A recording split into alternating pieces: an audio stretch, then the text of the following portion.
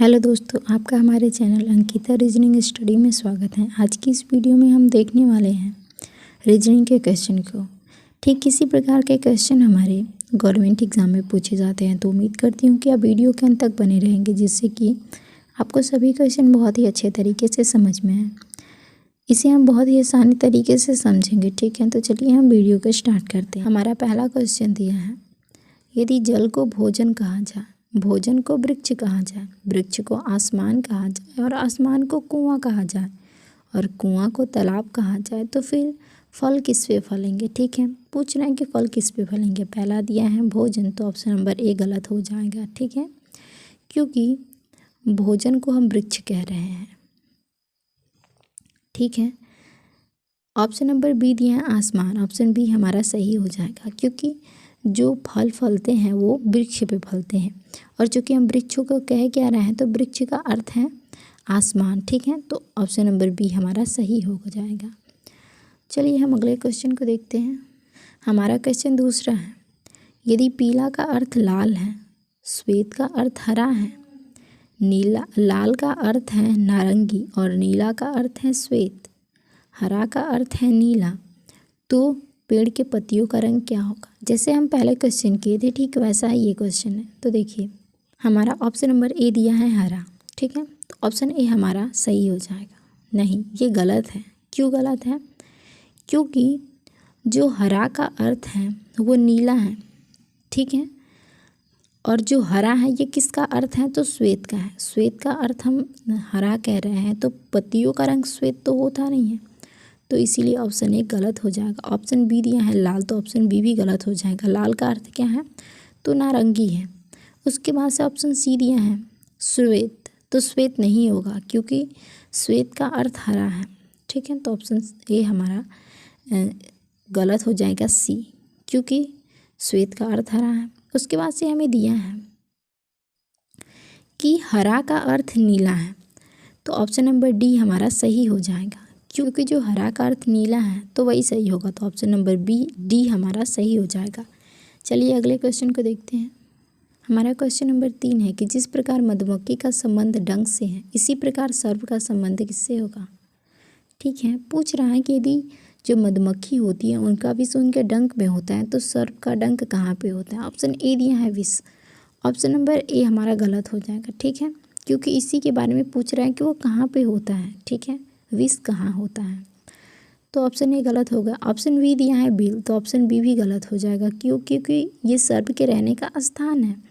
Option C दिया है विष दंत, तो ऑप्शन सी गलत सही हो जाएगा। सही क्यों होगा? क्योंकि जो सर्प का विष होता है उनके दांतों में होता है, इसीलिए उसे विष दंत कहते हैं, तो ऑप्शन सी हमारा सही हो जाएगा। तो चलिए अगले क्वेश्चन को देखते हैं। हमारा क्वेश्चन नंबर 4 है, यदि ए बी से लंबा है, बी सी से लंबा है लेकिन डी से छोटा है, तो बताइए इनमें कौन सबसे लंबा है। ठीक है, इसमें पूछ रहे हैं कि इसमें से सबसे लंबा कौन है, ए है या बी है या सी है या डी है, या इनमें से कोई नहीं है। ठीक है, यही हमसे पूछ रहा है। देखिए हमें क्या दिया है, जो ए है वो बी से लंबा है, जो ए है वो लंबा है किससे, तो बी से है। अब देखिए कह रहा है बी सी से लंबा है लेकिन डी से छोटा है, यानी कि जो बी है वो सी से तो लंबा है, लेकिन छोटा किससे है, तो डी से है। इसे कैसे हल करते हैं, देखिए यहाँ पे जो ए है, बी और सी इन दोनों से ये बड़ा है, क्योंकि जो बी है उससे छोटा सी है और जो बी है उससे बड़ा है ए, तो यानी कि बी सी दोनों छोटे हो गए ए से।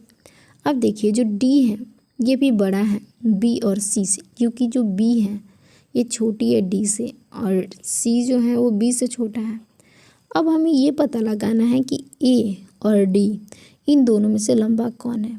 ये पता लगाना नामुमकिन है, क्योंकि इनमें कोई अंतर दिया ही नहीं है कि ए बड़ा है या डी, तो हम इनमें नहीं बता सकते हैं कि ये ए हमारा बड़ा है या बी। तो हमारा ऑप्शन ए दिया है तो ये भी गलत हो जाएगा। ऑप्शन बी दिया है तो ऑप्शन बी भी गलत। ऑप्शन सी दिया है तो ये भी गलत। ऑप्शन डी दिया है तो ये भी गलत। ऑप्शन ई दिया है इनमें से कोई नहीं, तो ऑप्शन ई हमारा सही आंसर हो जाएगा। तो चलिए अगले क्वेश्चन को देखते हैं। हमारा क्वेश्चन नंबर 5 दिया है, यदि पटना का संबंध बिहार से है तो ठीक उसी प्रकार दिसपुर का संबंध किससे होगा। देखिए जो पटना है वो बिहार की राजधानी है, तो पूछ रहा है कि दिसपुर कहाँ की राजधानी है। ऑप्शन ए दिया है मेघालय, तो ऑप्शन ए हमारा गलत हो जाएगा। ऑप्शन बी दिया है नागालैंड, तो नागालैंड की राजधानी दिसपुर नहीं है, तो जो नागालैंड है ये भी गलत। ऑप्शन सी दिया है मिजोरम, तो ऑप्शन सी भी गलत हो जाएगा। और ऑप्शन डी दिया है असम, तो ऑप्शन नंबर डी सही हो जाएगा, क्योंकि जो दिसपुर है वो असम की राजधानी है। तो ऑप्शन नंबर डी ही हमारा सही आंसर होगा। चलिए अगले क्वेश्चन को देखते हैं। हमारा क्वेश्चन नंबर 6 दिया है, यदि प्रिंट का संबंध RNTPI से है तो ठीक उसी प्रकार लेमन का संबंध किससे होगा। देखिए जो प्रिंट है इसके वर्ड को, जो इसके लेटर हैं इसको इधर उधर करके RNTPI बनाया गया है। तो चलिए हम देखते हैं कैसे बनाया गया। तो यहाँ पे लिखेंगे PRINT।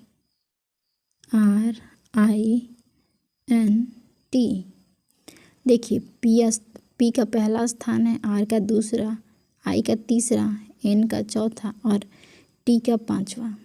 अब देखिए यहाँ पे लिखा क्या गया है, इसको RNTPI।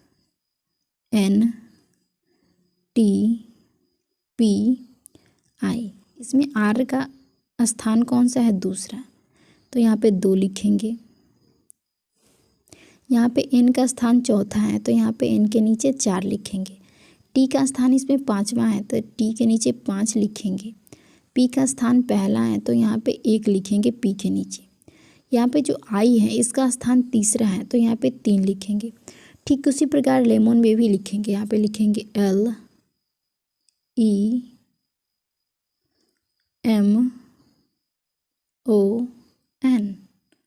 यहाँ पे 1 2, ये तीसरे स्थान पे, ये चौथे स्थान पे और ये 5वें स्थान पे।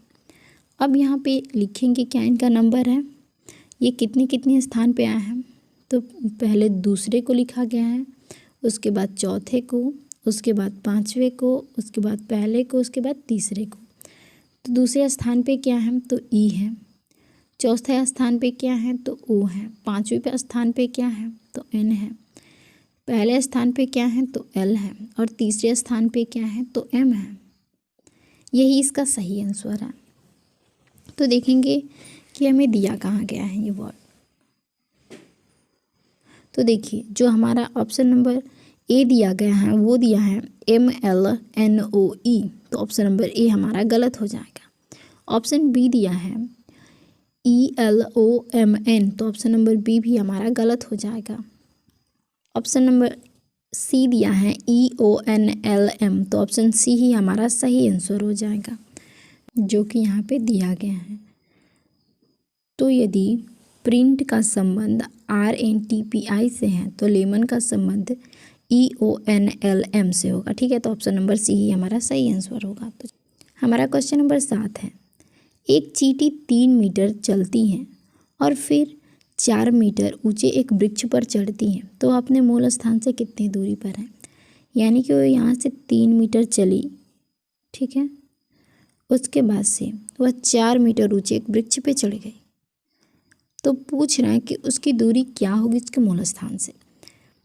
तो यहाँ पे 3 + 4 कितना हो जाएगा, तो 7। तो उसकी दूरी कितनी हो जाएगी, 7।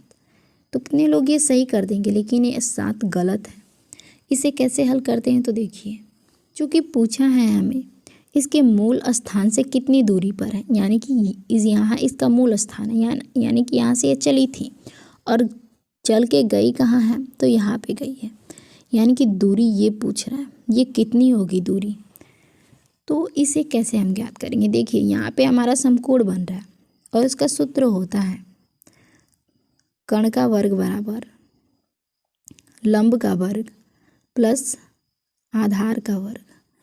अब देखिए हम देखेंगे इसमें लंब क्या है, आधार क्या है, कर्ण क्या है। तो जो ये होता है दूरी, ये इसका कर्ण होता है। तो कर्ण हमें कुछ नहीं दिया है, तो यहाँ पे के स्क्वायर सिर्फ लिख देंगे बराबर। यहाँ पे जो इसका लंब है ये 4 मीटर है, जो 4 मीटर दिया गया है वही इसका लंब है। तो यहाँ पे 4 का वर्ग कर देंगे, अब प्लस का चिन्ह। आधार क्या है, तो ये जो 3 मीटर चली है यही इसका आधार है, तो यहाँ पे 3 का स्क्वायर कर देंगे। अब देखिए यहाँ पे के स्क्वायर करेंगे बराबर, यहाँ पे 4 का वर्ग करेंगे तो 16 हो जाएगा, प्लस यहाँ पे 3 का वर्ग करेंगे तो 9। अब के स्क्वायर बराबर क्या हो जाएगा, तो इन दोनों को जोड़ देंगे, 9 और 16 को जोड़ेंगे तो हमारा 25 आ जाएगा। देखिए यहाँ पे के बराबर क्या हो जाएगा, के बराबर हो जाएगा √25। तो यहाँ पे √25 बराबर कितना हो जाता है, तो 5, तो ये 5 मीटर हो जाएगा। तो जो ये कण था ये हमें 5 मीटर प्राप्त हो गया है। तो जो इसका सही आंसर क्या हो जाएगा, ऑप्शन बी गलत हो जाएगा क्योंकि 4 दिया, ऑप्शन सी हमारा 5 दिया है, तो ऑप्शन नंबर सी ही हमारा सही आंसर हो जाएगा। तो ये अपने मूल स्थान से कितनी दूरी पर चली है, तो यह अपने मूल स्थान से इसकी दूरी है 5 मीटर, तो ऑप्शन नंबर जो हमारा सी होगा यही सही होगा। उम्मीद करती हूँ कि ये सभी क्वेश्चन आपको समझ में आए होंगे। यदि समझ आए हैं और ये वीडियो पसंद आई हो तो लाइक कीजिए, शेयर कीजिए, और यदि आप हमारे चैनल पर नए हैं तो हमारे चैनल को सब्सक्राइब कीजिए। धन्यवाद।